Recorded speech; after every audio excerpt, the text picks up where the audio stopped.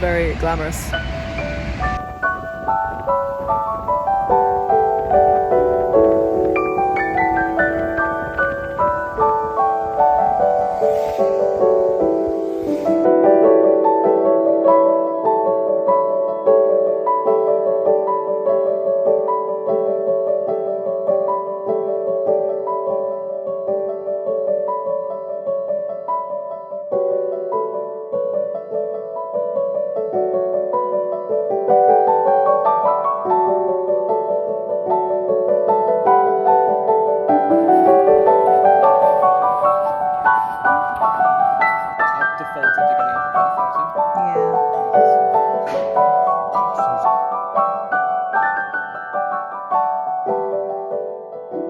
Rhubarb, why are you barking? Good morning. It's been a while. Actually, I think the last vlog I did was about skiing in Wengen. And now I return 8 months later, and I'm in Wengen again. Merry Christmas. It's currently Boxing Day morning. I have had zero time to even talk about what's going on, so I'm taking this very calm morning to explain the last few days to you all. Also doing my makeup because I look like a little naked mole rat. I hope you've all had a very, very, very, very wonderful Christmas. For Christmas this year, we decided to do a road trip. We drove for 2 days all the way to Switzerland, up to Wengen, where I currently am. When I was in Wengen earlier this year, some of you will know I was staying with my best friend. My best friend's family have a place here. They've been coming here forever. They also come every Christmas. And earlier that year when I was out here, my friend was like, why don't you just come for Christmas? It'll be so nice. Obviously I said yes, this is the most magical place in the world, as you'll see in this vlog. Also had to bring rhubarb, of course, so told Henry, let's do a road trip, and you don't need to ask Henry twice to do a road trip. And then somewhere along the way, my father and my sister cottoned on, and they were like, can we come? Because in the spirit of giving, in the spirit of Christmas, why not let your family crash your Christmas plans? So the four of us drove out here together.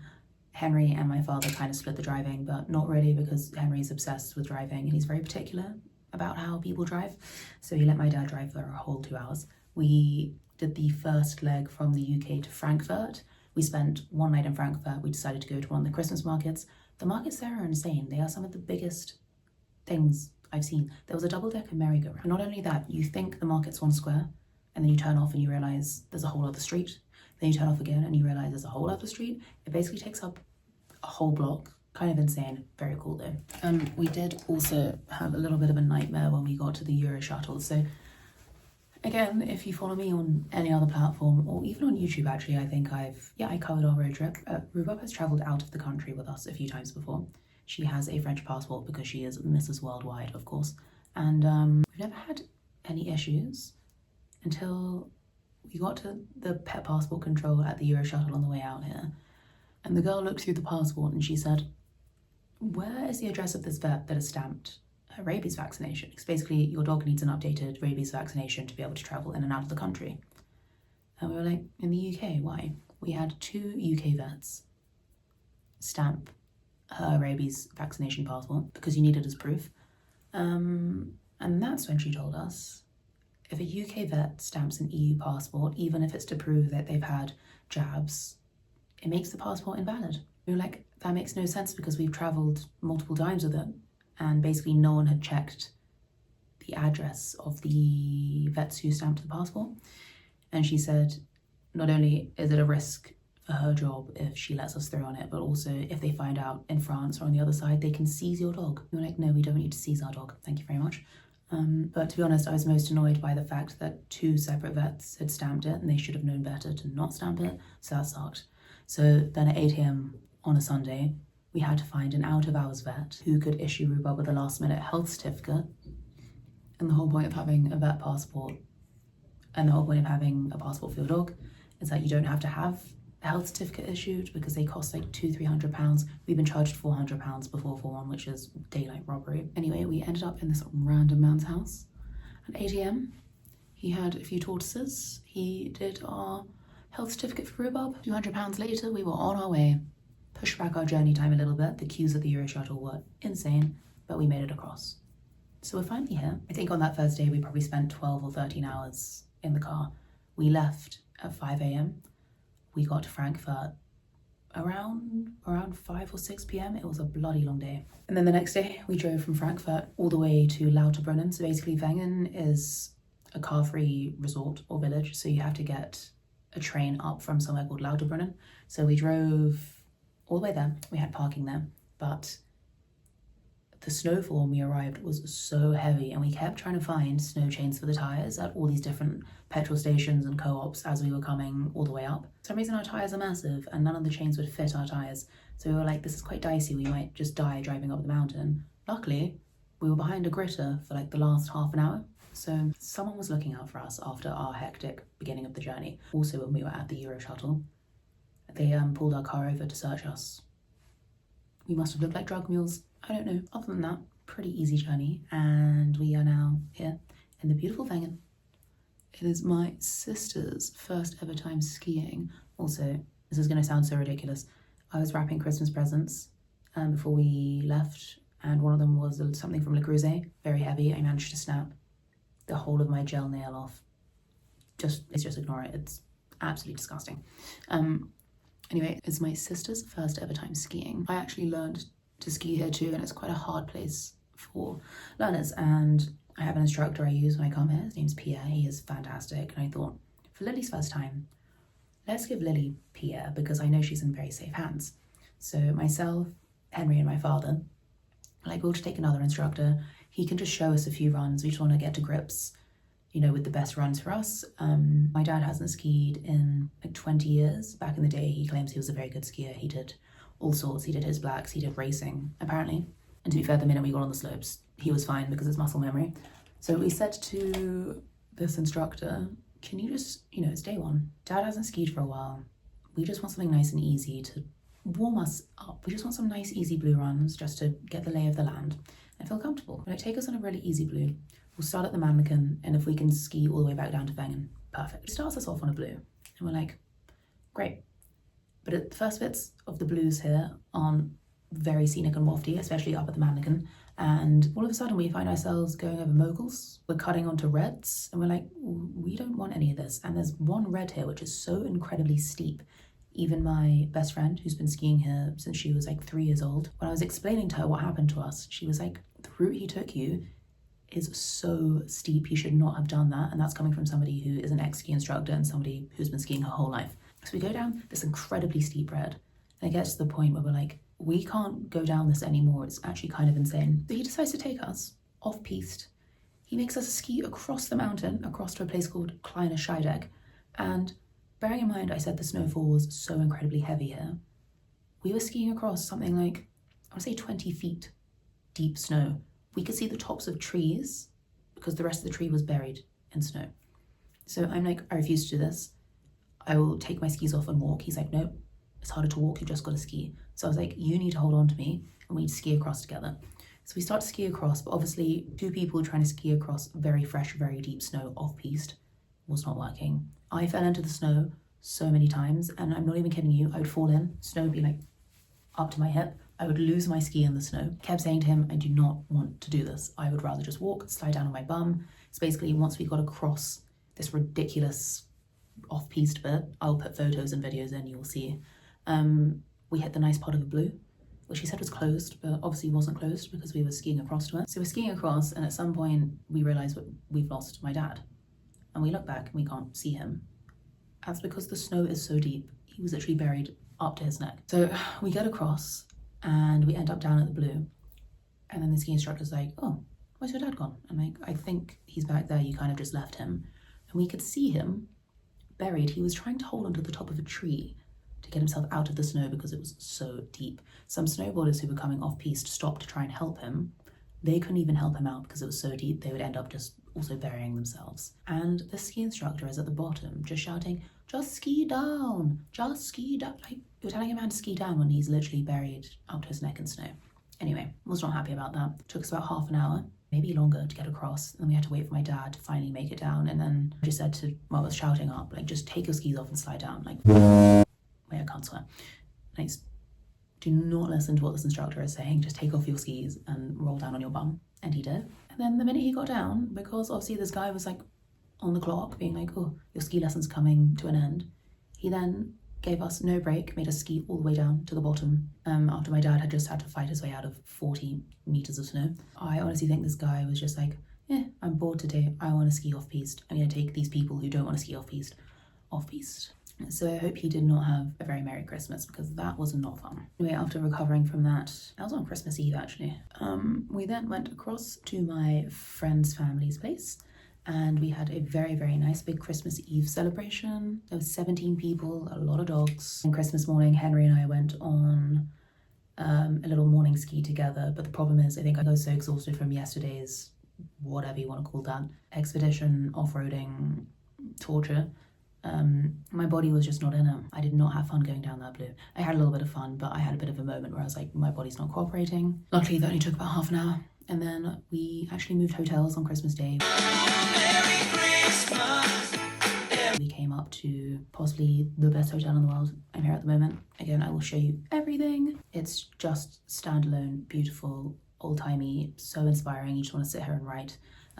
Actually, lots of famous writers did come here and they reference it in their work a lot, which is kind of cool. So Henry, Rhubarb and I moved up here and we had our big Christmas Day lunch here with my friends and their family, which was super nice. I need some lip balm, but my lip balm is all in my ski stuff. And then today I think we're just gonna have a nice easy day. We're gonna do a very long snowy walk with Rhubarb. I've booked lunch at a place up in Calais called the Bellevue Hotel, and they have, not only is it beautiful, it kind of looks like a Wes Anderson hotel, but they do really, really good fondue. So I'm thinking I'm gonna do a nice, long, leisurely breakfast on the terrace at this hotel, go and find my dad and my sister, because they're staying back down in Wengen, and go for a nice long walk with Rhubarb and make our way up for fondue lunch, which will be absolutely dreamy. It's also gonna be quite warm today. The other day it was -15, where I felt it was -9, but felt like -15. Today we're getting highs of 7, which is quite balmy. So I need to go get dressed. I'm going to oil my hair because my ends get very dry. And I'm really excited to see what the breakfast is like here, because if you stay at this place, I mean, it is expensive and it's justified, but you get full breakfast and full dinner, and last night's dinner was incredible. The evenings is actually quite formal, and they basically do a 3 to 4 course set dinner every evening, but you just have what the kitchen's making. You have no choice. They come over and they say, you're having this, you're having this, you're having this, and you're like, fine. Every single thing is delicious. So I'm really excited to see what breakfast has to offer. I would also link to all the places we stayed and everything in the caption, just for ease, because I will say it on here and people are always like, where's the place again? So it's just easier to link it. But this hotel is called the Hotel Jungfrau, but everyone knows it as Wengen because the train pulls up right outside. The station is Wengen, and it's the only thing at the station. The train basically comes just for this hotel. It's just so charming and stunning.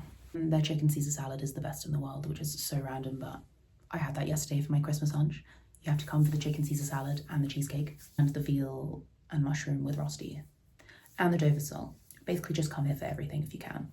And it's so dog friendly. So I should probably go and see if Henry and Rhubarb are ready to go for breakfast. Good morning, Rhubarb. You for breakfast.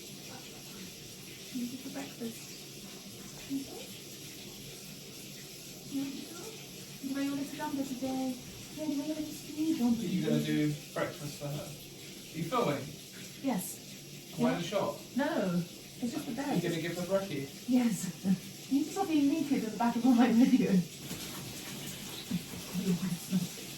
Actually, let me get you a breath mint. Come here, my little cutie. Monkey. Minty fresh because her breath smells like an aquarium. Stuart. You know, Stuart smells of choo-choo. Okay, what am I going to wear for breakfast? Keep it easy. Okay, now I'm going to wear. Put some thermals on. Okay, let's do thermals. See my chunky knits. Actually, I will just do. What do I need to do? Let's put some roadtrip. Oh wait, Henry, now I can see the sunrise coming up. Really? I think it just comes up later because it has to get over the mountains. Which way does it come? I don't know. I think it's... Okay, I'm going to go out to the corridor. Basically, sunrise was supposed to be at 8:11, and for some reason it wasn't coming up at 8:11. I think because the mountains here are so big, it takes ages to come over. I'm going to run to the end of the corridor and see if I can find it. I'll show you the view from my window, but it doesn't make sense that it's coming from there. Let's go and see if we can find it.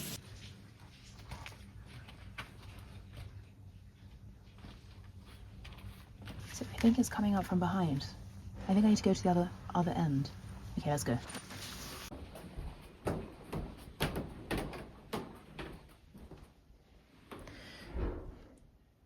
No, it's not here. I don't understand. Rhubarb, I don't understand. Okay, let's go back. Let's go back. Quickly. Quickly. Quickly. Rhubarb, do you want your breakfast? Rhubarb. Come on. Quickly. Let's go. Can you stop filming me naked, please? Stop walking around naked. Okay, for breakfast, I am wearing just a chunky Max Mara jumper. And then I've got my North Face ski trousers on and thermals underneath, which you can come in, it's fine. You're not naked. You can't even, the camera's too high, hang on. I think I'm taller than I am, there we go. And then I've got my massive chunky furry moon boots on, which were an absolute steal. I think, was it Matches that went into administration, RIP, they were doing a big closing down sale and I got them for like £60. So it was kind of rude not to. And then you can come around, it's fine. Actually, I should give Rhubarb breakfast.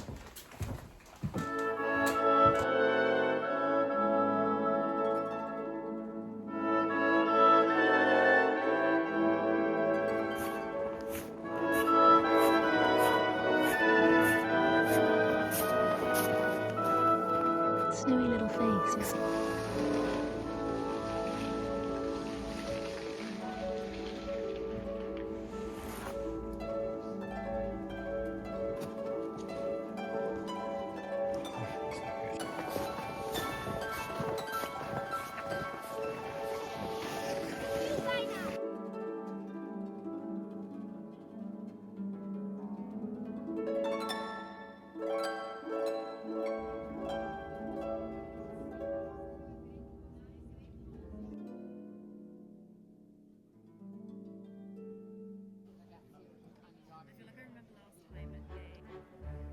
Oh, there is pepper here. Sorry, am I in your photo? Sorry. Yeah, that's true.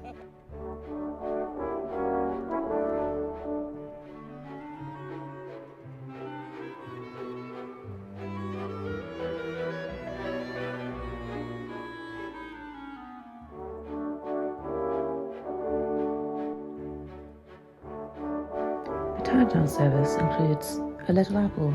I'm not sure why, but it's kind of cute. Who's that? Oh my god, Rhubarb! Did you make it back? Did you make it back?